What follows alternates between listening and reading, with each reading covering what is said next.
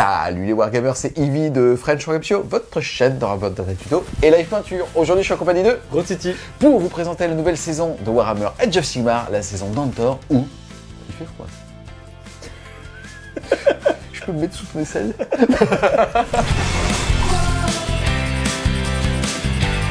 On sort de la saison de Galais, ce qui est très intéressant, c'est que Game Workshop avait voulu partir justement sur le fait de faire 2 saisons par an, c'est-à-dire tous les 6 mois. Alors pour l'instant, on est bien seulement à 6 mois de la dernière saison qui était sortie en janvier avec la saison des champions de Galais. Là, on va le voir, ça va tourner autour des sorciers, mais Game Workshop a déjà parlé du fait que maintenant la saison allait durer 1 an, donc théoriquement jusqu'à mi-2024. Déjà 2 choses. Les JO à Paris. Ça, à la limite, je veux dire, chez GameStop, ils s'en battent les couilles. Nous aussi. Mais surtout, potentiellement, soit une nouvelle saison, soit une nouvelle édition du jeu. Donc, d'un côté, je trouve que c'est très bien, parce que 6 mois, on se rend compte que c'était court. L'aspect positif, c'est que si la saison ne nous plaisait pas ou ne correspondait pas avec les armées qu'on joue, ça pouvait tourner. Là, en tout cas, le travail, il est bien fait. Il y a des trous dans la raquette, mais il est bien fait. Est-ce que toi, en tout cas, ça t'encourage et ça te motive à sortir tes figues pour 1 an? Ouais, je pense que justement, ils ont essayé de prendre un angle qui est moins déterminant dans la construction des armées. C'est-à-dire qu'on va s'attaquer à la magie ou à sa dissipation, en tout cas au contre-magique. Et donc, c'est une saison qui pourrait, sur sa thématique, durer, on va dire, plus longtemps. C'est vrai que quand on était centré sur soit un type d'infanterie ou un personnage, ou éventuellement de la cavalerie ou des monstres, ça a laissé un peu beaucoup de gens sur le côté. Et du coup, on restait des fois un peu sur sa faim en disant, moi, je profite pas à fond de la saison. Là, on avait par exemple des doubles actions héroïques, on jouait beaucoup sur les vétérans de Galais, les champions de Galais ensuite. On essayait de garder, puis il y avait une espèce de continuité aussi dans le thème. Là, pour le coup, on va casser ce thème-là, repartir sur un thème complètement à zéro dans une nouvelle région, du coup, de Gur. Moi, je trouve ça très bien, et en plus, pour le coup, le design part plutôt bien pour rester 1 an, surtout au niveau des scénarios qu'on verra après. Cette saison va donc se dérouler dans le territoire d'Andor, va tourner autour de la magie, puisqu'à partir du moment où vous allez avoir un sorcier qui n'est pas un personnage nommé, qui a moins de 9 points de vie, alors il va venir d'Antor, donc il va être Antorien Locus, et ça va vous permettre de débloquer quelques petits buffs. La première chose, c'est qu'au début de chaque round de bataille, une fois qu'on va déterminer qui a l'initiative de ce round, le joueur numéro 2 va se voir doté d'un petit buff. Déjà, ce qui est très bien, c'est que ça va peut-être encore plus jouer sur est-ce qu'on a envie ou pas de prendre l'initiative au début de chaque round de bataille. Là, en l'occurrence, ça va dire que le joueur qui va être numéro 2, pendant l'intégralité de ce round, on va être capable de, au tour adverse, dissiper un sort supplémentaire et à notre tour, lancer un sort supplémentaire. Et si jamais on décide justement de ne pas choisir un sorcier, alors on va gagner 1 point de commandement en plus. Ouais, alors c'est pour le coup une action qui est très bonne. Pourquoi? Parce que la dernière qu'on a vue, du coup, était un peu frustrante. Il y avait ce côté où, déjà, il fallait attendre son propre tour pour avoir une action. Du coup, on était rémunéré du fait de ne pas avoir l'initiative tard, parce que c'était seulement au moment. Là, on a une action, du coup, pendant le tour adverse. On a une double focus, c'est-à-dire qu'on n'est pas uniquement sur les champions de Galais, mais on peut aussi aller chercher, si on est un sorcier et qu'on a le mot-clé, on va avoir un buff. Et si on n'est pas un sorcier et qu'on n'a pas le mot-clé, on va quand même avoir un buff avec le point de co. Donc en fait, dans tous les cas, on est rémunéré, quelle que soit notre construction d'armée. Ça, c'est plutôt bien, c'est-à-dire que le game se voit tout de suite les deux penchants. Le côté, je suis dans la saison, j'ai plusieurs Antorien Locus, et donc je vais pouvoir lancer des sorts supplémentaires, anticiper, donc en plus être dans la guerre magique avec mon adversaire. Ou si justement, dans une composition sans magie et sans sorcier, je vais pouvoir, entre guillemets, être récompensé. Et en plus, on sait qu'on peut aller chercher, pourquoi pas, l'action héroïque pour tenter une dissipation. Et donc, on peut gagner un point de co, quand même tenter de dissiper. Et donc, vraiment être en, simultané avec son adversaire et avoir une vraie guerre, quelle que soit notre composition d'armée. Ça, c'est vraiment très bon. Yes, ensuite maintenant on va découvrir la règle justement de la magie primaire, c'est-à-dire en gros qu'au début de chaque phase de héros, c'est-à-dire celle ami ou ennemi, sous-entendu 2 fois par round de bataille, les 2 joueurs vont chacun jeter un dé. Et sur chaque 4+, donc encore une fois, ami ou ennemi, on va gagner justement un dé de primaire. Ça veut dire que théoriquement on peut en avoir jusqu'à 4 par round, puisque encore une fois, joueur de Titi, phase de co, on jette tous les deux un dé, on fait tous les deux 4+, on en récupère chacun un de plus, c'est-à-dire on est à 2, à mon tour, rebelote, ça va faire 4. Théoriquement, les stats, on est censé en avoir donc 2 par round de bataille. À noter que ces dés ne seront jamais perdus, sauf quand on décide de les utiliser. En gros, à partir du moment où on va vouloir jeter ou dissiper un sort, on va jeter ces dés normalement. Si on a des bonus de relance ou d'additionnement de, je sais pas, un sorcier qui dit +2, alors on va d'abord appliquer tous ces buffs, donc la relance est appliqué avant, mais on va quand même pouvoir justement décider d'utiliser ces fameux dés primals pour pouvoir justement booster la valeur du jet de dés. Admettons, tu as fait 4 et 3, 7, tu décides de le relancer, tu fais 4 et 4, tu es donc à 8. Alors tu vas pouvoir, une fois que tu vois ton 8, décider ou pas d'utiliser tes dés primaires. Tu peux en utiliser autant que tu veux, sauf que la contrepartie, c'est que tu ne dois pas faire de double 1 ou de double 6, puisque ça va avoir un effet. C'est-à-dire qu'admettons, tu avais fait 1 et 6, tu es donc à 7. Tu décides d'utiliser un dé primaire, et tu fais 3, tu passes à 10, rien ne se passe de négatif. Si jamais tu en as un autre en stock, tu peux tout simplement refaire un dé, admettons, tu fais 1. Ah, par contre, sur la table, tu as déjà 1, 6 et 3, c'est ce que j'avais dit, je crois. Et là, tu vas passer avec un 1 supplémentaire, tu as donc un double 1 dans ta main, et alors là, c'est le drame. Puisque pour le coup, tu fais un espèce de péril du warp de fou et ton sorcier va prendre D3 plus 3 blessures mortelles. A contrario, si jamais tu fais 6 plutôt que 1, tu te retrouves dans ta main à avoir un double 6, le sort ne peut pas être dissipé. C'est ça. Donc honnêtement, mécanisme assez intéressant. J'aime l'idée un petit peu en termes de tension sur la table qui se dit « Ah putain, il a fait un 1 et un 6, est-ce qu'il va avoir les couilles d'en lancer un d'autre ?» Et là, si c'est un 6, tant mieux pour lui. Si c'est un, c'est Bagdad. C'est génial. Par contre, t'as cet aspect un petit peu boule de neige, un petit peu trop critique du critique, qui fait que ça peut créer des frustrations, justement, soit dans un sens, soit dans l'autre. Qu'est-ce que tu penses de cette règle-là, toi? Mais avant, je précise quand même, on peut faire exactement la même chose, mais pour dissiper. Sauf que là, pour le coup, il n'y a pas de double 1 ou double 6, il faut juste atteindre le même score que son adversaire pour dissiper. C'est ça. Bon, déjà, dans un mécanisme qui est intéressant, c'est que c'est vraiment des séquencements petit à petit. C'est-à-dire que c'est le joueur qui lance son sort, comme tu l'as dit, il lance ses 2 dés, et ensuite, il peut additionner un par un. C'est important, on ne peut pas rajouter plusieurs primal dice d'un seul coup. Il va lancer un par un, et en fonction du résultat, il va pouvoir en rajouter et continuer. Et après, quand il va dire, c'est bon, moi, il est fini, son adversaire va pouvoir dire ok, est-ce que j'essaie de dissiper ce sort-là ou non. Et pareil, l'adversaire va pouvoir jeter ses 2 dés et ensuite rajouter potentiellement les primal dice. Imaginons il fait un très bon score au début, il va pouvoir en rajouter pour essayer d'aller rattraper son adversaire. Ou alors, s'il rate ses 2 premiers dés, il va dire le delta est trop gros, ou alors ça va me faire cramer tous mes primal dice, donc ça ne sert pas à grand-chose. Donc il y a un côté très intéressant, donc on peut voir 2 utilités à cet aspect-là. C'est le premier, assurer des sorts qui sont intéressants pour notre armée, mais qui ne sont pas explosifs. C'est-à-dire un sort de téléportation, un bon sort de buff, un sort qui permet par exemple de gagner la course et charge, ou des choses comme ça, qui vont nous aider dans notre séquencement de notre tour, et où avant on avait un peu une frustration, finalement on n'avait pas de fiabilisateur, on était à 2D, des fois contre 2D, ou même quand on était hors de portée de dispel et qu'on voulait assurer un sort qui était assez sympa, qui nous permettait peut-être d'agresser notre adversaire et tout, en fait on rejetait 2D, on faisait 2 et 2, ça passe pas, bon j'ai payé un sorcier finalement pour pas grand-chose. Là, on gagne un peu en assurance de pouvoir le faire, c'est assez cool. Donc déjà, quand on a peu de sorciers, on va pouvoir se dire, tiens, je vais pouvoir fiabiliser mon sort. Donc on pense rasoir mental pour les Daughter of Cain, le sort de téléportation pour les orques, etc. Le plus X la charge chez les Sylvanettes qui rendait leur clairement beaucoup trop à frustration, parce que tu ratais ton sort, t'étais un BT qui était pas ouf en termes de méta, et en plus même ton mécanisme natif, tu le chiais quoi. C'est ça. Donc ça, déjà, premier truc très cool. Et ensuite, on a aussi les armées qui sont déjà très bonnes en magie, et qui vont pouvoir rythmer leur phase de magie avec ces dice-là. Donc déjà, la fiabiliser, c'est-à-dire qu'on leur rajoute un peu une fiabilisation. On pense aux luminettes, par exemple, qui n'avaient pas forcément de relance, qui pouvaient des fois un petit peu galérer. Et puis, on a surtout ce côté de quand est-ce que je vais les utiliser. Est-ce que je les mets tous sur un sort très létal pour faire très mal? Donc, il y a des sorties qui... Je précise encore une fois que ces dés ne sont pas perdus. C'est-à-dire qu'en gros, si jamais vous voulez ne pas les utiliser ronde 1, ronde 2, ronde 3, vous pouvez tout balancer d'un coup. C'est ça. Et après, c'est avec la notion de risque. C'est-à-dire que si je commence, j'ai pas de 1 ni de 6, c'est la solution quasiment parfaite. Je peux avancer dans mon cycle. Mais est-ce que si à mon premier primal, je fais un 1, est-ce que finalement, j'ai pas beaucoup augmenté, donc c'est facile pour mon adversaire de l'enlever. Et donc finalement, est-ce que je relance un peu le truc? Et donc là, il y a la notion de risque qui est assez intéressante. Ce qu'on peut noter, c'est que ça va favoriser quand même certains sorts qui sont chez certains sorciers. Donc on pense qu'ils sont notamment, c'est le Warsong Revenant, Skragot, Alariel qui sont un peu le top de ce truc-là. Là, c'est plutôt négatif, excuse-moi. Il l'a dit gentiment. Pour le coup, on trouve que c'est un super mécanisme de jeu pour l'intégralité du monde, en tout cas des sorciers. On verra tout à l'heure que même les armées, pour le coup, qui n'ont pas de sorciers, ne sont pas pour autant oubliées. Et ça, c'est quand même très très cool. Versus la saison d'avant, où clairement, on a dit au Son of Behemoth d'aller se faire voir.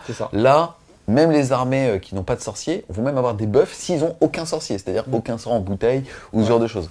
Là, ce que tu vas décrire, c'est vraiment le trou dans la raquette qu'il y a où Game Workshop doit faire quelque chose parce qu'en termes de stats, on rentre dans de la merde. C'est ça. En gros, le problème, c'est que ces sorciers-là, pour résumer très simplement, ont un nombre de dommages avec un sort précis qui leur est propre qui dépend du résultat total de l'addition des dés. Donc en fait, tout simplement, plus je jette de dés, plus mon addition totale est élevée. Ça, c'est une maths assez simple. Et donc, en fait, ça va du coup quintupler les dommages qu'ils vont faire. C'est-à-dire qu'on va passer de sorts qui faisaient entre 6 et 7 blessures mortelles pour la plupart, à potentiellement il n'y a pas de limite. En fait, on peut monter à 15, 20, etc. Parce qu'en fait, il n'y a pas de statistique quand on va acheter 5D6, 6D6, 7, 8. En fait, qu'est-ce qui nous interdit de ne pas faire de 1, de double 6, de quoi, et d'empiler en fait les résultats jusqu'à ça? Mathématiquement, c'est tout à fait probable. Et donc, en fait, on peut décharger une certaine frustration à une certaine distance sur un adversaire, juste parce que on a tout attendu en stockant des prix. Si on prend l'exemple par exemple de Skragot, lui il va lancer un sort comme tous les sorciers avec 2 dés, c'est bien, la moyenne c'est 7, il a plus 1, on passe à 8, et derrière il va donc jeter 8 dés et sur chaque 3+, mettre une blessure mortelle. Donc la stat est à 3,5, 4, ça pose pas vraiment de problème par rapport à lui.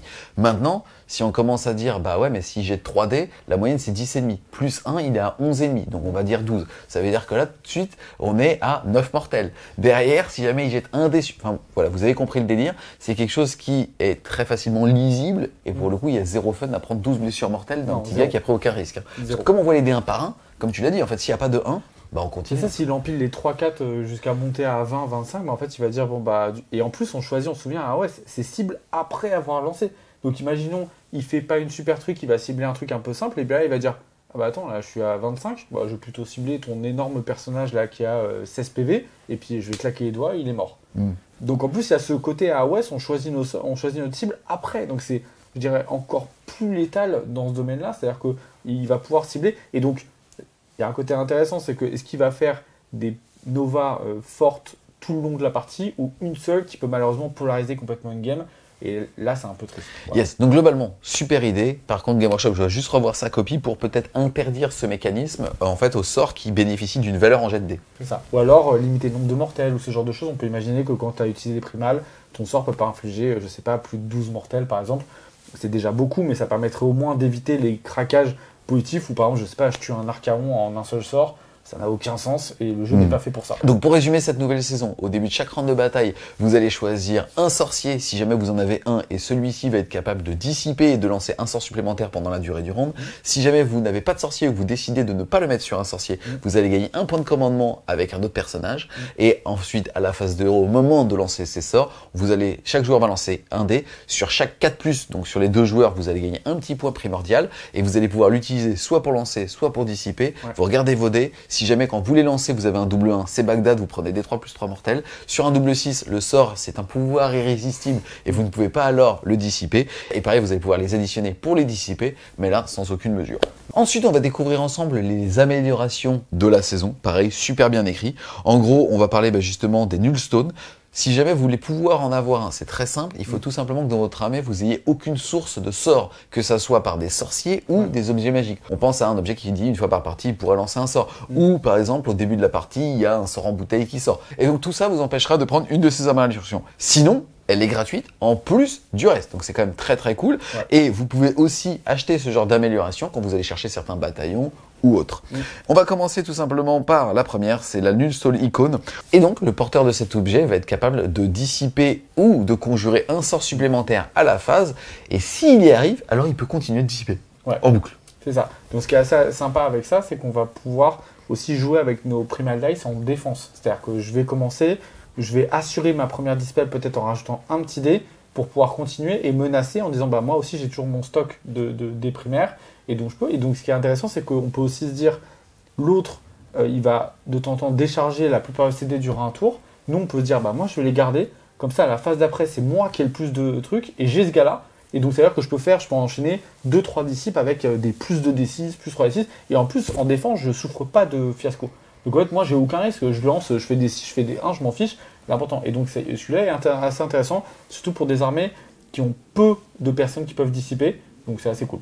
Pour conclure, ce qui est sympa, c'est que cette amélioration-là vous donne accès à une capacité à dissiper qui, en plus, va avec l'action héroïque. Donc, on peut se dire que si j'ai une armée où il y a 0 sorcier ou 0 moyen, j'ai déjà ça qui m'a donné une amélioration. Je prends l'action héroïque sur un autre personnage. J'ai tout de suite 2 personnes capables de dissiper. Donc, je suis à 2 défenseurs en termes de magie. Plus un qui, en plus, à chaque fois que je vais réussir, va pouvoir continuer.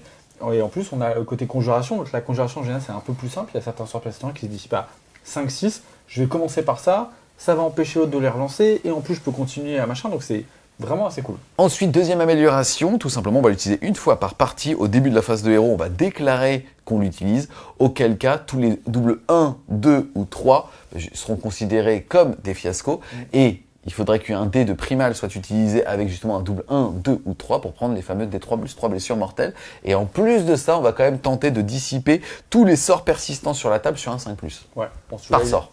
Celui-là est exceptionnel quand vous jouez une armée pour moi sans magie, on le prend direct, il est trop bien, parce qu'il va vraiment stopper une phase de magie complète. C'est-à-dire que même quelqu'un qui joue pas sur des énormes sorts, qui a une armée composée de magie et tout, double 1, 2, 3, c'est catastrophique, quoi. Ça peut vraiment nuer. Et on se souvient, les fiascos, c'est vous prenez, même si vous faites un sort normal, vous prenez des dommages, mais vous arrêtez de lancer des sorts.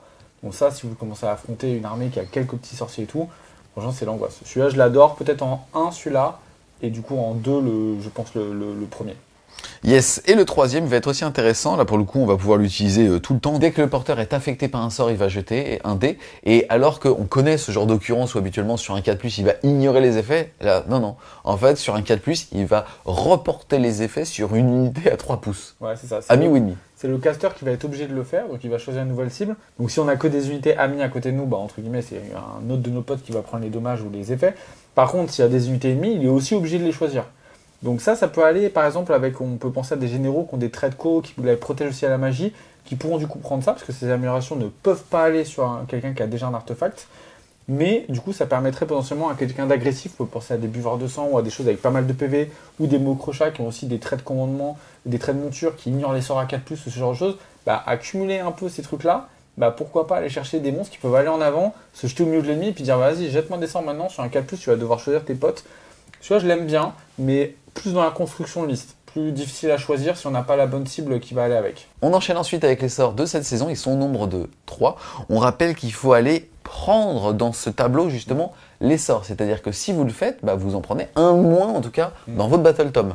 Par contre, encore une fois, pareil, petit mea culpa, on se demande s'ils ont réellement été testés ces petits sorts parce qu'ils ont l'air très forts. Le premier, alors attention, il va passer sur du 8, il a une portée de 12 pouces. Le sorcier va devoir choisir une unité amie entièrement justement à 12 pouces, puis jeter un D3. Et en gros, cette valeur de D3, il va pouvoir l'ajouter soit au jet de touche, soit au jet de blessure, soit à la perforation des armes. Je vous donne un exemple tout con, le gars avait fait des 3, il a donc un 3 qui sort sur son D6, ça veut donc dire qu'il va avoir plus 2. Il va pouvoir choisir de mettre soit plus 2 à la touche, soit plus 2 au jet de blessure, soit plus 2 à la perforation d'armure. Bon ok. Voilà. Alors, est-ce que ça a été testé? Non. Voilà. Au départ, quand ça a été leaké sur Warhammer Community, il y a eu le côté, on s'est dit, c'est du 8, ça va, il n'y a que les gros sorciers qui vont pouvoir lancer. Sauf qu'en fait, on n'avait pas la règle des primal dice et tout. C'est-à-dire qu'en fait, n'importe quel sorcier de niveau 1 peut aller piocher ce sort-là parce que dans son domaine, c'est pas ouf, ou juste ça s'est pété et du coup, il va aller le mettre sur le truc, et puis le fiabiliser quand même. Je rappelle, à partir d'un seul dé de primal, il jette donc 3 dés, la moyenne à 3d6, c'est 10,5. Ouais, donc là, on est à 8. Donc ça passe détente. Et ce sort-là, il est ok sur pas mal d'unités, il est bien, c'est un bon sort de buff à 8, mais il y en a aussi d'autres dans les bouquins de manière générale. Le problème, c'est qu'il y a certaines unités qui ont en général une faiblesse. Donc c'est je blesse mal, je touche mal, ou je fais plein de saturation, mais j'ai pas de rend. Bon, en fait, si vous prenez une unité qui n'a pas de rend et vous lui dites maintenant t'as rend -2, en fait ça devient.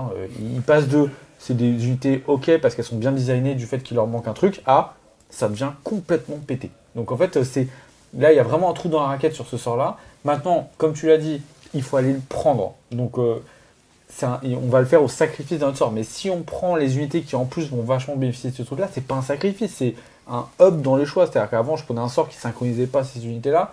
Là, je vais en chercher un qui turbo aide mon unité à devenir ultra forte. Voilà. Yes. Deux choses par rapport à ça, je précise bien évidemment, ça ne marche qu'au corps à corps. Et ensuite, tout le monde peut l'avoir. Oui. Voilà. Ce qui est intéressant, c'est qu'on a perdu le côté sort de saison que tout le monde avait. Ça avait un petit peu de charme, j'aimais bien. Le côté que tout le monde avait un peu un spell. Mais tu utilisais de faire péter un objectif? Je l'ai utilisé une fois. Voilà. Pour me contredire. Exactement, je l'ai fait une fois en toute la saison. D'ailleurs, je l'ai fait péter chez moi, tiens. Juste pour te faire chier. Absolument. Donc, ce côté-là, par contre, il faut piquer un sort, c'est un peu plus restrictif. Donc, dans la construction, c'est plus exigeant, on va dire. On verra qu'aussi, il y a un trait de commandement qui permet de le connaître.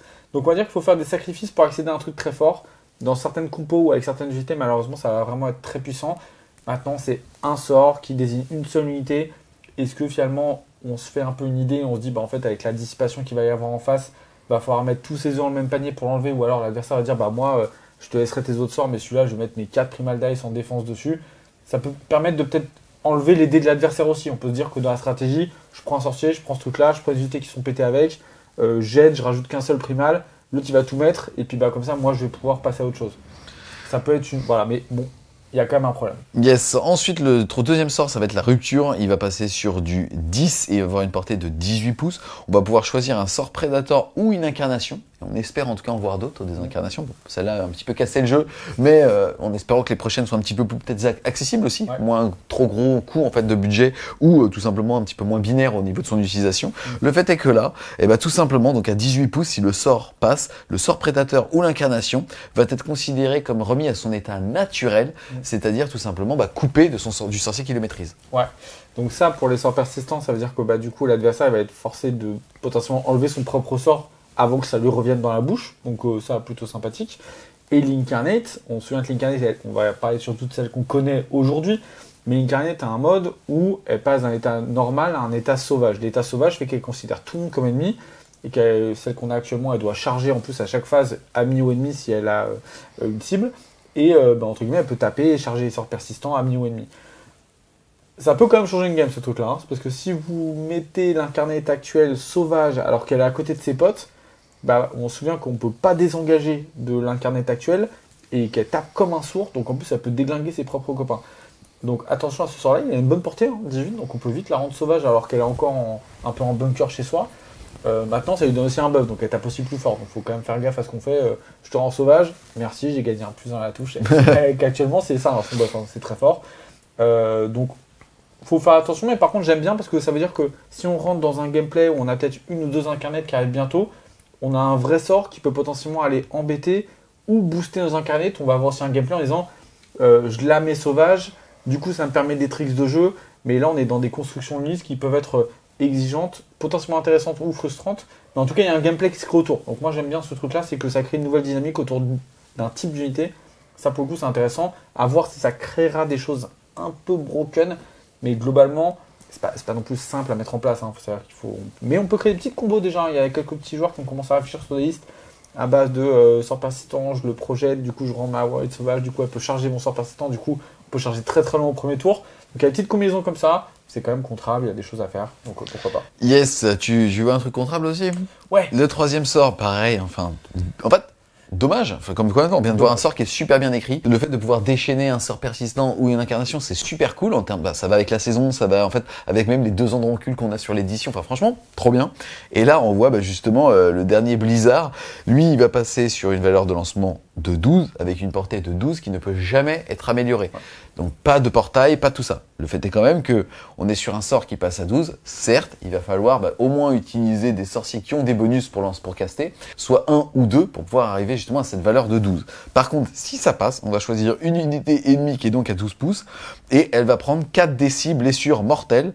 Attention, ceci a un coût pour chaque 1 sur vos 4 dés. Ok, ça n'arrivera pas souvent. Vous prendrez des 3 blessures mortelles sur le porteur. Bon. Voilà. Bon, en fait, ça pour le coup, c'est un très bon choix. Si jamais le premier est pas forcément intéressant, en fait, le problème c'est qu'il y a un vrai choix à faire. Ça, dans mes sorciers, je vais souvent prendre le premier si jamais j'ai une unité qui bénéficie bien de ce truc-là. Genre, je vais avoir des squigs qui vont toucher à 2, super. Ou alors, si je me dis, non, on va faire plus simple. Je vais prendre un truc où en fait, dès que tu es à 12 pas de moi, je t'atomise la tête avec un sort. Le montant des BM est beaucoup trop élevé. On aura dû arrêter ça, je pense, à 3d6 ou à, je sais pas moi, 2d6 plus 3 ou un truc comme ça. Il y avait quelque chose de quand même beaucoup plus intelligent à faire. Et ça aura quand même été un bon sort. Là, pour le coup, je vois pas l'intérêt. En fait, on va turbo-atomiser un truc à 12 pas. Heureusement qu'ils ont mis les 2 dernières lignes où ils enlèvent les trucs de portée, etc. On se dit, ça va, on est passé pas loin quand même du drame. Bon, c'est pas très intéressant, c'est un sort de dommage direct à 12 pas qui atomise n'importe quel type du jeu. Bon, voilà.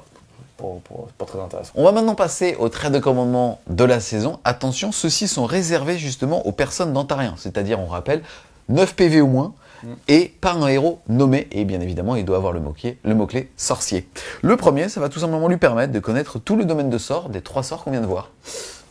Aïe, ça pique, ouais, très fort, surtout pour les sorciers qui en plus potentiellement connaissent déjà des sorts eux-mêmes sur leur War Scroll qui sont déjà très bons, et donc ils n'ont pas forcément besoin d'aller chercher dans leur domaine de base.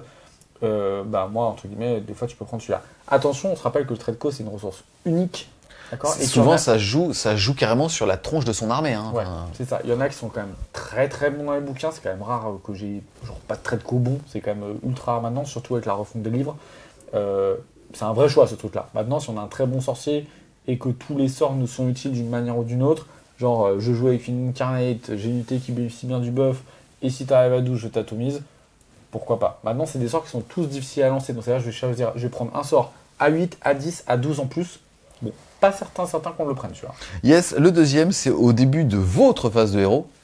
Vous allez jeter un dé et sur un 5+, récupérer un, justement, des primaires de plus. Ouais. Bon, c'est cher payé celui-là. C'est cher payé, 5+. Globalement, dans les traits de con, on va avoir des trucs qui sont quand même meilleurs dans les armées. Donc, sauf si on veut vraiment pousser la saison pour la tester et qu'on a vraiment une compo qui est ultra tournée autour des Primal Dice et qu'on veut surtout passer au-delà de son adversaire. Parce qu'on se souvient qu'on est à 2D contre 2D plus les dés. Donc, entre guillemets, c'est un peu un jeu de chance. C'est-à-dire que si toi tu commences, tes 2D de base sont meilleurs et qu'en plus tu roules les 3 premiers Primal Dice, tu fais mieux que ton adversaire, bon ben il peut avoir, ça passera jamais. Un qui va être intéressant, c'est le troisième, c'est tout simplement le fait que si le porteur du trait vient de faire un fiasco, alors il peut jeter un dé et sur un 3+, il pourra quand même continuer de lancer des sorts. Ouais, très cher pour un trait de co. C'est pas automatique, c'est une fois par partie.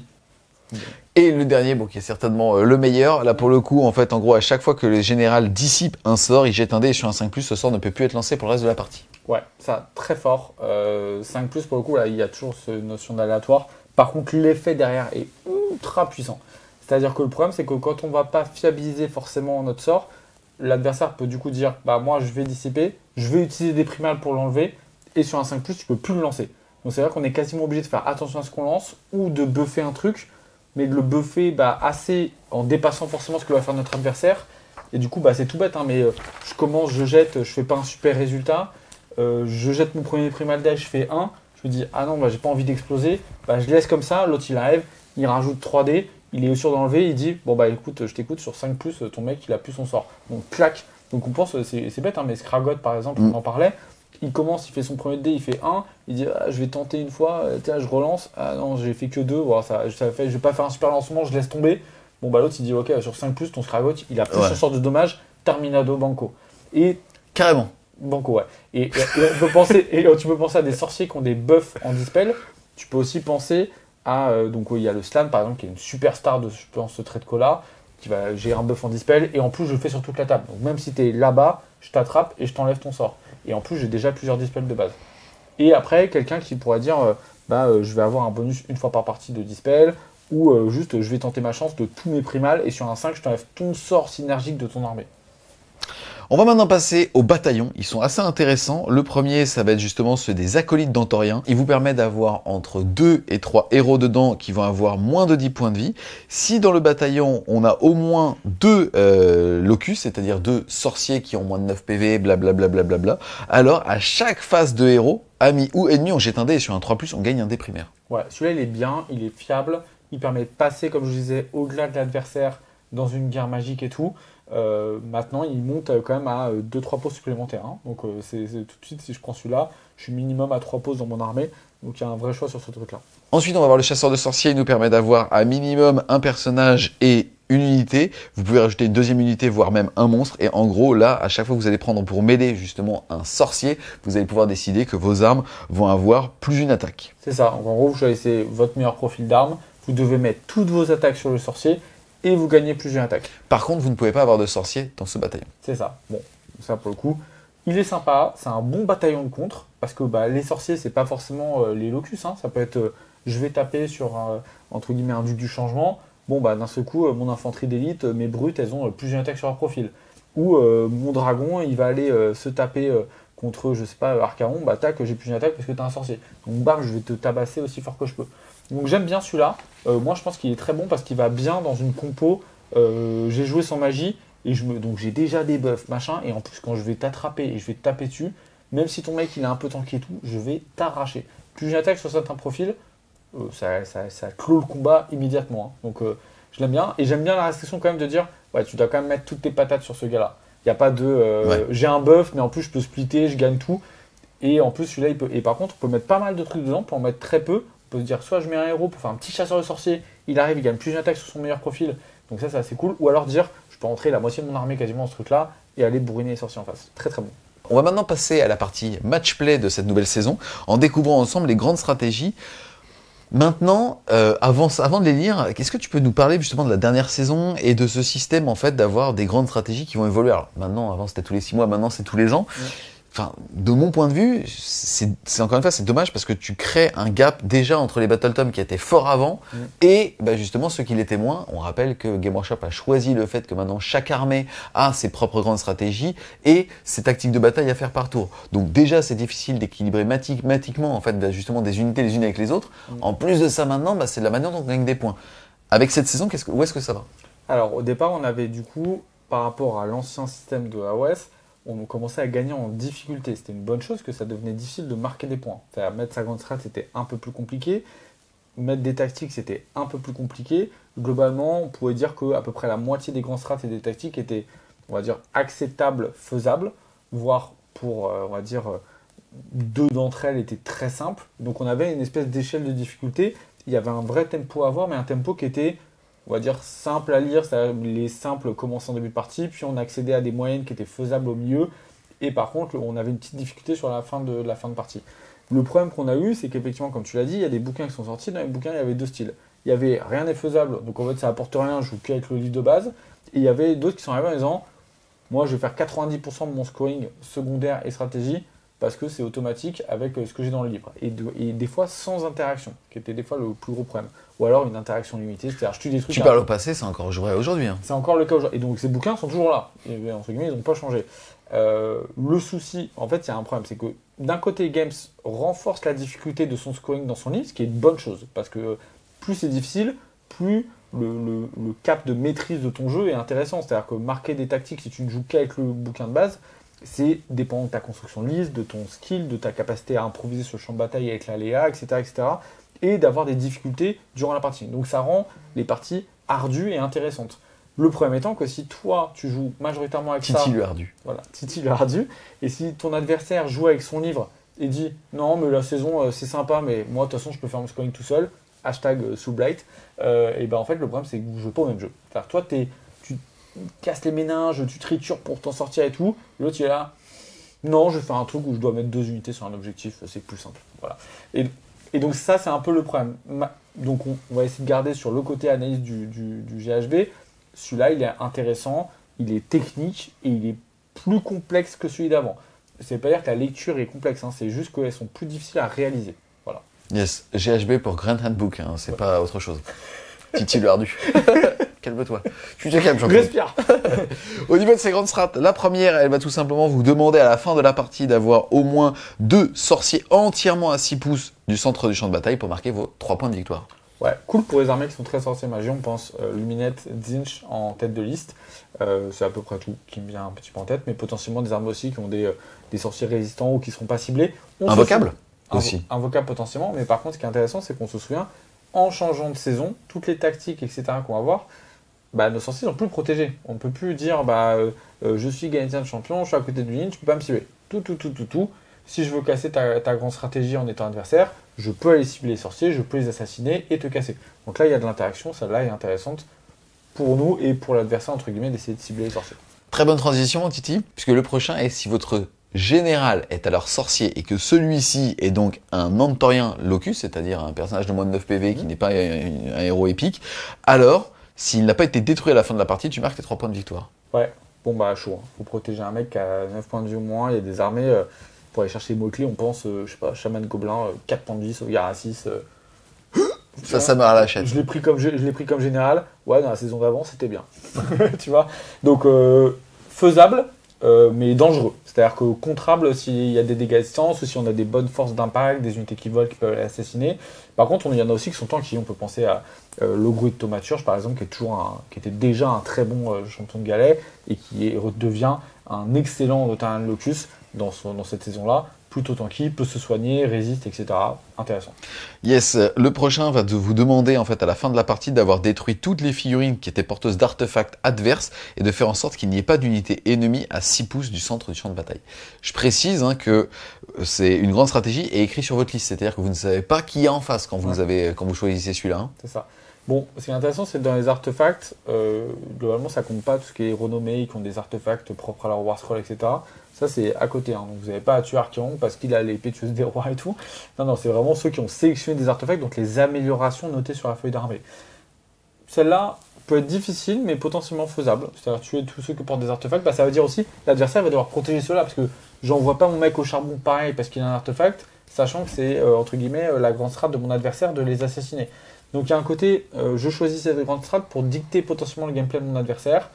Maintenant, attention quand il y a des gros tons ou des personnages qui sont très au fond de la table, qui n'ont pas trop besoin de bouger, qui restent là-bas, ça peut être difficile. À noter que c'est bien juste artefact et pas le reste des améliorations. Ou par exemple pour les armées qui n'ont pas de magie, ça compte pas les améliorations de saison. Yes, ensuite à la fin de la partie, il faut que vous ayez détruit toutes les battle lines adverses et que vous, il vous reste au moins une vivante. Il est précisé que quand il parle de battle lines, c'est pas les choses invocables, hein, c'est celle vraiment du départ de l'armée. Ouais, ça c'est vraiment ce qu'on appelle la... Tu peux faire des builds autour de celui-là pour le coup. Bien sûr, celui-là, c'est quasiment le choix un petit peu par défaut. C'est-à-dire que si moi demain je dois faire une liste, je pense que je commence par celui-là, puis après je vois si je peux construire un peu d'autres choses.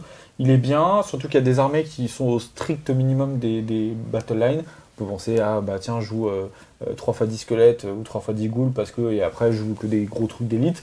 Bon voilà, putain, faut que je garde ça en vie, c'est chaud quoi, tu vois.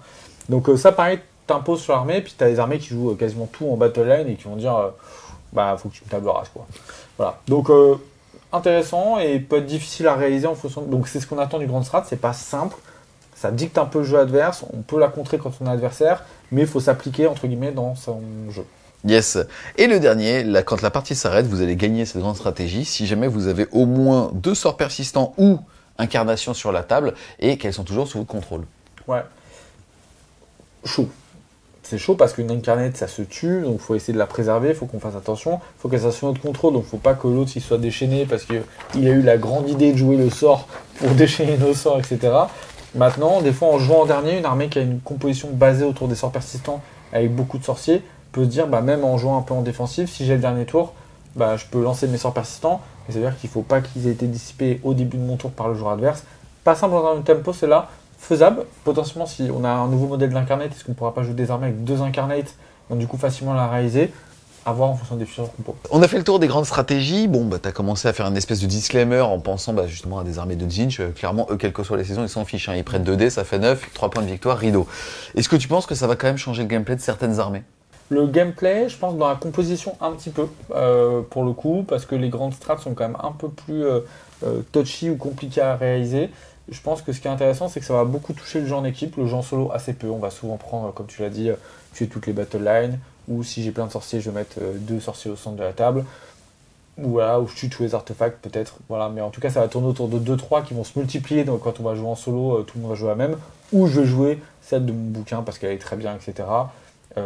Maintenant, je pense que dans le jeu en équipe, ça va être intéressant, parce que celle du book étant quand même toute assez compliquée et contrable dans un milieu compétitif, dès qu'on va avoir des joueurs un peu affûtés, ça va pas être simple. Et donc on va peut-être aller sélectionner des armées qui ont des bonnes grandes strates, juste parce qu'elles ont une grande strat entre guillemets bonne, ce qui des fois va nous faire des sacrifices par rapport au choix. Yes, on va maintenant passer aux tactiques de bataille. Le premier va tout simplement vous demander d'avoir plus d'unités à vous en dehors de votre territoire que d'unités à l'intérieur. Si vous avez par exemple 6 unités, bah, si vous avez 2 unités à l'intérieur de votre territoire et 4 à l'extérieur, vous avez gagné 2 points. C'est ça. Celle-là est simple, dépendant quand même du scénario, du territoire, et puis bah, va nous forcer quand même à sortir des fois du plan jeu, hein, parce que des fois il y a le côté j'envoie une petite unité pour un objectif, hop, j'ai marqué mes 5 points, on s'arrête là. Non, non, là c'est en fait, je t'explique, tu vas bouger les petites fesses, sortir de ton territoire, elle s'appelle quand même intimider l'ennemi, c'est pas rien, donc on essaie de projeter son armée en avant pour faire peur à l'ennemi.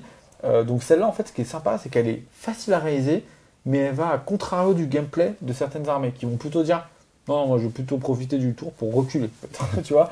Et là, on va dire bah non, non, en fait, c'est plus. Mais par contre, elle peut aussi être faisable en fin de partie. C'est-à-dire, bah, j'ai plus beaucoup d'unités, tiens, je vais faire intimider l'ennemi. Bon, je suis en train de prendre une tôle, ça, je l'intimide pas beaucoup, mais du coup, là, il me reste entre guillemets 2 unités, je les sors tous les 2 de mon territoire. Et c'est bon, j'ai fait une tactique. Bah c'est bien parce que si t'es en train de prendre un cul, tu vas aussi pouvoir prendre ça la prochaine. Encore faut-il la faire, mais en gros c'est représailles. Si une unité a détruit votre général ou un général en tout cas de votre unité, on pense au War Master par exemple ici, plutôt dans la game, alors il va falloir détruire cette unité pour 2 points de victoire. Ouais, très cool, très bien parce que je trouve qu'elle est intéressante dans le tempo. C'est-à-dire, si j'ai un général qui est exposé ou que je veux exposer ou que je vais faire, derrière ça va m'ouvrir une tactique. Donc ce que j'aime bien avec celle-là, c'est que quand vous êtes en difficulté de scoring ou quoi que ce soit, vous allez peut-être en tempo prendre un risque en exposant votre général, mais ce risque va de toute façon vous récompenser. Soit je gagne mon risque parce que j'ai réussi à faire quelque chose avec mon général, soit je rate, il meurt, ça m'ouvre une tactique pour le tour suivant. Et donc du coup en termes de tempo, il est intéressant, même pour un adversaire qui veut vous priver de tactique, qui joue sur le côté un peu contrôle, il dit il m'a filé son général, j'ai moyen de le tuer, mais j'ai peut-être pas envie de le faire parce que ça va lui donner automatiquement une réussite.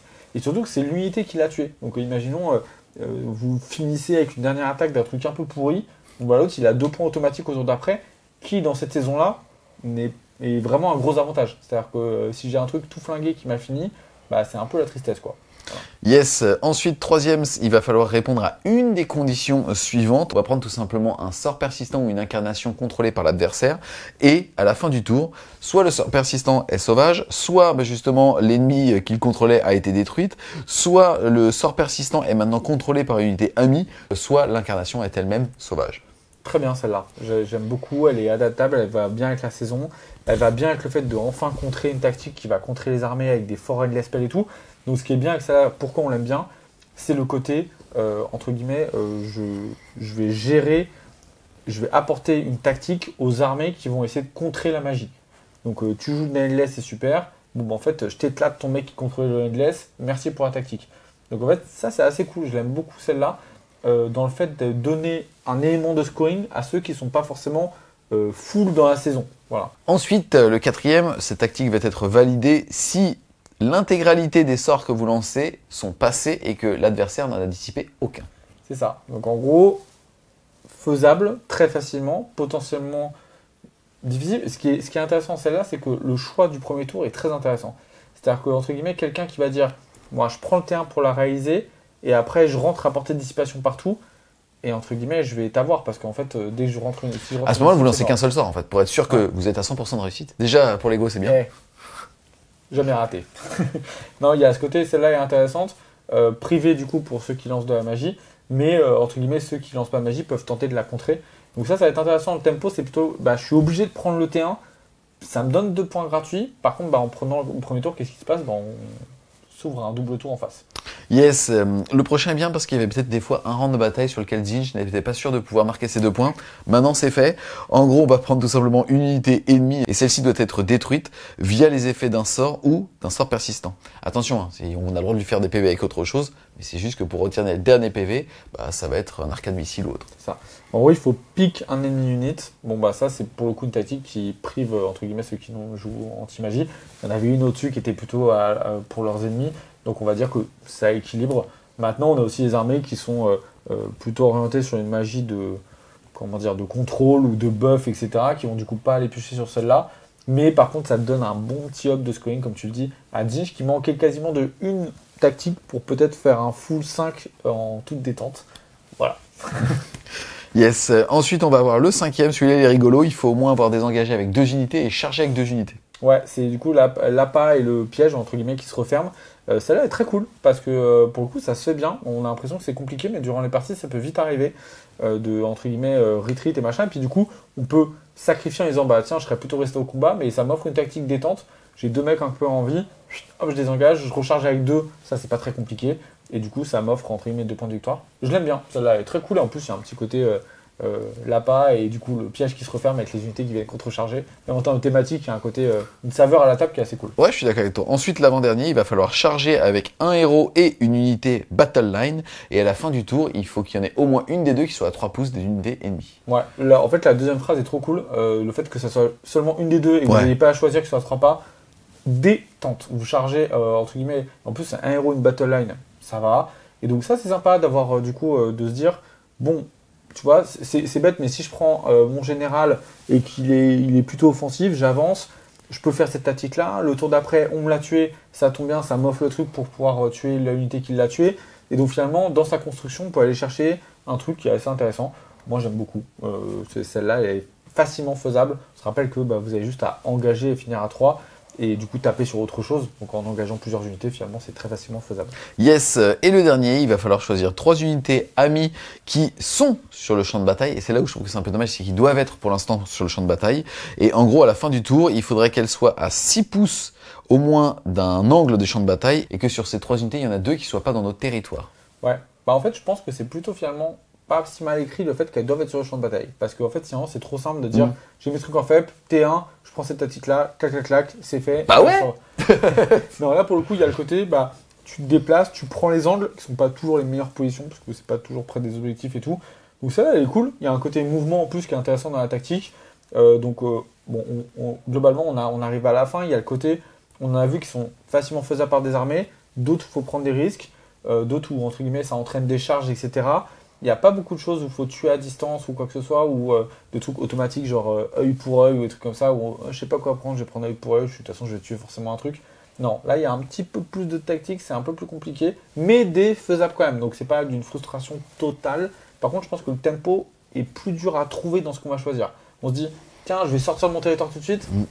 Pas sûr que ce soit la meilleure à faire en 1. Tu vois, moi, je trouve que c'est trop bien. En fait, parce qu'en fait, ils sont en train de transformer. Désolé de le dire un peu comme ça. Ils rendent Age of Sigmar un jeu pour adultes.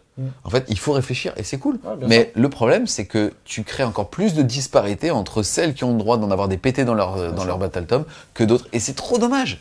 C'est le problème, et de toute façon, tu l'avais dit avec Pride quand vous avez commencé les trucs des tactiques et les premières tactiques et les premières grandes scraps dans les livres, c'était sûr et certain que la finalité était comme ça. Parce que dès qu'on fait pas attention, dès qu'on machin, bah, le pire exemple c'est Soul Blight ou Gloomspite, où en fait ils sont gavés, ils ont 4-5 tactiques quasiment ultra faciles à faire, qui sont dans toutes les situations, à n'importe quelle round de bataille, et entre guillemets ça leur permet quasiment de jouer avec tous leurs bouquins. Moi j'ai souvent joué des joueurs faire toutes leurs trucs, et puis dire à la fin, tiens, la 5ème, je sais pas quoi faire, bah attends, je vais ouvrir le GHB et je regarde parce que je les connais même pas en fait, tu vois. Bon. Et là-dedans, ils en auront plus des faciles à faire, au moins une facile à faire à trouver. Yes, c'est dommage parce qu'en fait là, je les trouve bien écrites, je les trouve. En fait, il va falloir réfléchir, mais elles sont faisables quand tu réfléchis ou que tu fais une liste autour. Et c'est ça que tu as envie d'avoir. Moi, je conseille, en tout cas, ça peut être un conseil un peu brutal, mais il y a le côté où, si jamais vous affrontez des armées qui ont quand même des très grosses ressources tactiques sur les Soul Blight, Gloomspite, Zinch, etc. N'hésitez pas peut-être à vous faire des games où vous jouez seulement avec le menu général en termes de scoring. Je pense que ça peut donner une vraie saveur et des parties bien ardues, bien sympas, où vous avez l'impression d'être sur la même échelle de difficulté. Voilà. Yes, on va maintenant voir, on fera une vidéo spécifique sur les coups en points, mais il y a commis un petit rework justement sur les sorts persistants sans tous se les palucher. Ouais. Est-ce qu'il y en a certains qui tu penses vont être structurants? Je pense que le changement le plus structurant dans les sorts persistants, c'est notamment la refonte des Chronomantic Cogs, qui avant offrait globalement une relance des sorts autour. Bon, bah ça, globalement, c'est terminé. Donc en fait, c'est très bien. C'est-à-dire qu'ils arrivent sur une saison de magie, c'était le meilleur sort persistant pour les magiciens. Et en plus, ça englobait tous les sorciers en 1 et en 12, c'était très fort. Là, pour le coup, cet effet-là est terminé. Le reste, c'est des petits reworks à gauche à droite. Il faut voir les changements en points. Ça peut entraîner des choses intéressantes, mais c'est pas pour l'instant impactant, sauf coup en points qui pourrait être extrêmement fort. Mais ça, on reviendra dessus très bientôt. D'accord. L'avantage, ou en tout cas la vraie saveur de cette saison, c'est la refonte des scénarios. Ouais. Et ça, c'est très très cool. On va pas vous paraphraser tous les scénarios, mais qu'est-ce qui t'a plu, qu'est-ce qui t'a pas plu et qu'est-ce que tu conseilles? Alors, je l'ai trouvé, c'est quasiment un perfect sur les scénarios de la part de Game Workshop. C'est la première fois qu'ils font un quasiment 100%. On est à, pour moi, 11 sur 12 scénarios géniaux. Il y a un côté, déjà, ils ont mis un dynamisme ultra full sur le côté initiative. C'est-à-dire que maintenant, on a un gros avantage quand on joue en deuxième sur la majorité des scénarios. Ça, c'est un énorme changement dans AOS. Avant, il y avait, la saison dernière, on avait un seul scénario finalement, peut-être deux en tirant le trait dans le trait compétitif, où il y avait un avantage à jouer, entre guillemets, en deuxième, qui était significatif, mais pas non plus. Là, c'est ultra puissant. Pourquoi? Vous avez des scénarios, vous allez choisir les objectifs qui vont compter quand vous êtes joueur 2. Les autres ne comptent pas.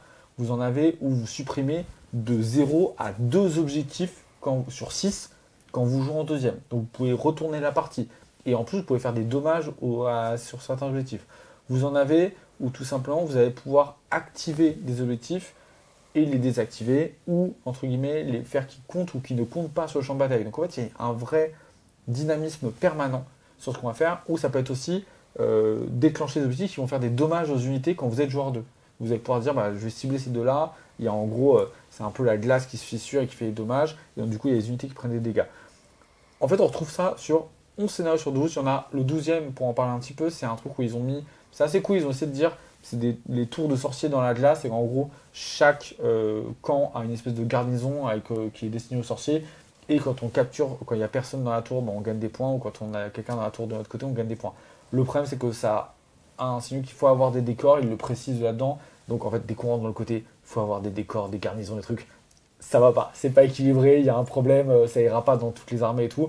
Donc celui-là, peut-être, il sera mis de côté, je pense. Parce qu'en plus, c'est chiant. Il faut avoir un décor. Il faut qu'il soit placé de manière quand même équitable. Parce que sinon, ça va pas. Bref, ça va rendre les choses un peu compliquées. Les 11 sur 12, les autres, franchement, vous verrez, ils sont top. Les zones de déploiement, ils n'ont pas fait de trucs trop compliqués, ils sont restés sur des systèmes assez simples, mais en variant les positions des objectifs et tout, franchement, c'est un bonheur à lire. En plus, il y a une ambiance au niveau des scénarios, et ils vous décrivent ça comme quoi vous vous battez sur. C'est bête, à un moment, il y en a une, ils se disent que le sol, entre guillemets, est ultra friable, etc. Et qu'en fait, si vous courez, vous prenez des 3 blessures mortelles, et quand vous chargez, vous prenez des dégâts aussi. Parce qu'entre guillemets, quand vos guerriers s'élancent, entre guillemets, ça devient dangereux et vous perdez des hommes, entre guillemets, en courant sur la glace. Bon, bah celui-là, c'est pas de course, et à chaque charge, tu prends des dégâts. Oh, ça change complètement. Il dit quoi, Titi le Ardu? Non, tu vois, il y a un côté où c'est vrai, ça change le tempo de la game, quoi. Vous en avez où il y a une toute petite. Oui, tu jetteras pas tes dés sans réfléchir sur les unités qui vont charger. Ouais. Et puis il y a des armées, elles sont vachement impactées. Tu vois, tu joues une armée comme Luminette, t'es une armée d'élite, je vais pas sacrifier des 3 ailes pour courir, quoi. Tu vois, je cours autour pour un objet. Ok, t'as des 3 morts. Bon, bah peut-être que je vais pas courir autour, tu vois. Et il y en a un autre où vous avez des unités qui se téléportent à la fin du déploiement. Vous en avez un autre où il y a un brouillard parce que vous êtes dans le noir et du coup il y a un espèce de fog, de fumée. Et ce brouillard, il empêche de voir à plus de 12 pas. Donc il y a cette espèce d'ambiance, mais le brouillard il peut se dissiper à n'importe quel moment. Donc ça, tu te dis, on dit même en milieu sympa, entre guillemets entre amis, c'est super cool, mais en milieu compétitif, c'est l'enfer. Tu te dis, attends, je suis contre un full tir, bon, il peut pas me voir au T1. Par contre, en fait, à tout instant, on va acheter un dé, le joueur 2, et le brouillard peut se dissiper, il me met une tôle, tu vois. Donc, de l'ambiance, de la tactique, une vraie saveur, une bonne construction, une bonne lecture, c'est simple, il y a un système de scoring qui change un peu, on n'est pas toujours sur 1 point, 2 points, plus, etc. Il y a des petites variantes là, des fois c'est quand je tue un sorcier, tu gagnes un point supplémentaire, des fois c'est quand tu contrôles les objectifs qui sont actifs, ou celui-là c'est sympa. Il y a les objectifs aussi qui bougent, tu vois, il y a un moment, t'es joueur 2, tu choisis entre guillemets la source d'énergie elle se déplace à chaque tour après mais dans le même sens. Et quand tu contrôles la source d'énergie, tu as des points bonus. Bref, franchement j'ai adoré la lecture des scénars. Elle est trop bien. D'accord. Si on part du principe que donc ce livre doit durer 1 an, on va aussi parler d'un ajustement de coût en point, mais ça fera l'objet d'une autre vidéo après quelques semaines, on va dire, de réflexion pour voir réellement ce que ça va impacter. Est-ce que justement ceux qui avaient des bonnes tactiques ou des grandes stratégies, justement, se sont fait un petit peu taper sur les doigts. Voilà, comment est-ce qu'ils vont créer du jeu suite à ça? Ça fera l'objet d'une deuxième vidéo. Mais là, toi, en tout cas, si on te donne ce document et qu'on te dit t'as 1 an, Coco, est-ce que t'es content? Est-ce que ça te motive à jouer, à peindre, à peut-être collectionner de nouvelles armées? Où est-ce que t'en es aujourd'hui? Alors je pense qu'il y a 2 aspects à voir. Il y a toujours, on prend l'aspect des personnes qui jouent peu au hobby, et donc c'est très bien pour eux qu'entre guillemets ça se pose pendant 1 an et qu'ils se disent bon bah maintenant je peux construire mon armée, peindre mes figurines, et je peux jouer pendant 1 an, approprier les règles petit à petit, faire peut-être sur toute l'année à raison d'une partie par mois l'ensemble des scénarios, et quand ça changera, j'aurai bien exploité la saison, je serai content et tout. Ça c'est quand même la majorité de notre hobby, et je pense que c'est une très bonne chose que ça se calme en termes de fréquence pour ces gens-là. Et en plus, pour le coup, c'est bien réussi parce qu'ils vont pouvoir s'éclater, parce que finalement, tu as une vraie tendance sur chaque scénario qui fait que la rejouabilité est super quand tu joues peu. Après, il y a l'autre partie des gens qui jouent soit beaucoup, soit qui font de la compétition. Eux, on leur ouvre un message où finalement, tu as 2 compos, tu as même 3 compositions. Soit une composition, on va dire, anti-magie, où tu vas pas jouer de sorcier et tu vas aller chercher des buffs en plus qui peuvent être très menaçants, très impactants, on l'a vu. Soit tu vas chercher des compos un peu middle, où tu vas jouer normalement finalement avec des compositions et tu vas utiliser la saison, on va dire, à 50% de ses capacités. Mais attention, j'ai quand même un sort qui peut devenir très létal avec certaines unités, je peux être meilleur en dissipation, mais je peux jouer un petit peu ce que je veux et je m'en sortirai. Et puis tu as ceux qui vont surexploiter la saison en allant chercher beaucoup de magie, en jouant beaucoup sur les nouveaux sorts, etc. Et ceux-là, entre guillemets, mais je pense que les 3 vont passer une bonne saison. C'est ça qui est intéressant. Ouais, nous aussi. Hein. Mais les 3 vont passer une bonne saison, c'est ça qu'il faut retenir. Et surtout, ce qui est le plus important, c'est quand même l'équilibrage et les scénarios. Les scénarios, c'est une réussite, c'est sûr et certain, quel que soit l'équilibrage derrière. Par contre, ce qu'il faut attendre, c'est comment est-ce que ceux qui ont pris un buff par la saison, certains, on parlait du Warsong, on parlait des Skragoth, on parlait d'Ariel, ce genre de sorciers, etc. Est-ce qu'ils vont taper quand même un peu sur des Atorian Locus qui sont très bons à la lecture? Ou est-ce que ça va rester comme ça et on va devoir attendre quelques mois un premier équilibrage? Gain, tout à l'heure, nous a dit que ça... Pas parce qu'on partait pour une saison de 1 an qui ne s'empêcherait pas d'essayer de garder un méta intéressant et entre guillemets bien proportionné, en tout cas que les gens prennent du plaisir et tout. Pour l'instant, ils l'ont fait, ils ont tapé toujours à peu près juste sur AOS, ils ont rectifié un peu les dérives qu'il y a pu y avoir, donc maintenant on a hâte de voir ce que ça va donner avec la sortie de ce scénario-là. Yes, mais écoute, un grand merci à toi Titi d'être venu nous présenter la nouvelle saison de Anktor pour Warhammer Age of Sigmar. Ça laisse une année en tout cas pour tester tout ça. Comme tu l'as dit, j'appuie sur les scénarios, en tout cas de la manière dont ils sont écrits. Moi je les ai pas testés, mais franchement en tout cas c'est frais, ça donne envie en tout cas de tous les tester. Et c'est déjà cool de se dire, bah attends, je peux faire 11 games quasiment avec la même liste, et bah ça va être des objectifs, des enjeux différents, et ça c'est trop cool. On espère clairement que vous avez aimé la vidéo, c'est le cas, n'hésitez pas à mettre un gros pouce bleu dessus, à la commenter, à la partager. Si vous voulez supporter les amis French Crypto, n'hésitez pas à aller faire un tour sur le Tipeee, le lien sera en description. Et nous on vous dit à plus les Wargamers.